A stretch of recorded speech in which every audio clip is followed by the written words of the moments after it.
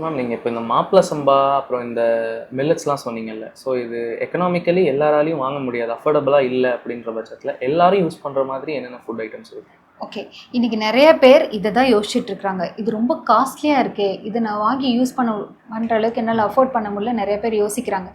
But இதில் ஒரு சின்ன விஷயம் இருக்குது, அது நிறைய பேருக்கு தெரியறதில்ல. என்னன்னு பார்த்தீங்கன்னா, நீங்கள் இன்றைக்கி ரைஸ் நார்மல் ஒயிட் ரைஸ் வாங்குறீங்கன்னா அதை விட இது டபுள் ரேட் இருக்குதுன்னு வச்சுக்கோங்க.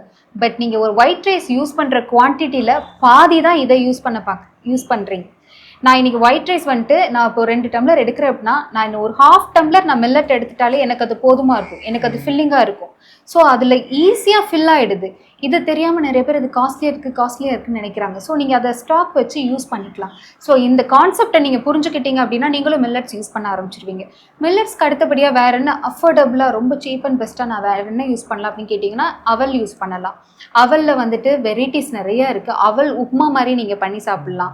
ஸோ எனக்கு நார்மலாக நீங்கள் வீட்டில் யூஸ் பண்ணுற உப்மா எப்படி பண்ணுவீங்க, அதே மாதிரி தான் ஆனியன் கட் பண்ணிவிட்டு இதெல்லாம் ஆட் பண்ணிவிட்டு, இல்லை வெஜிடபிள்ஸ் கூட ஆட் பண்ணிவிட்டு இதெல்லாம் பண்ணிவிட்டு அதை ஸ்டீம் குக்டு வெஜிடபிள்ஸ் எடுத்துகிட்டு அதில் மிக்ஸ் பண்ணி நீங்கள் அவல் உப்மா மாதிரி நீங்கள் செஞ்சு சாப்பிடலாம். ஆஸ் யூஷுவல் நீங்கள் யூஸ் பண்ணுற சட்னி, சாம்பார் இதெல்லாம் யூஸ் பண்ணுறதுனால யூஸ் பண்ணிக்கலாம். ஆப்ஷன்ஸ் நிறையா இருக்குது.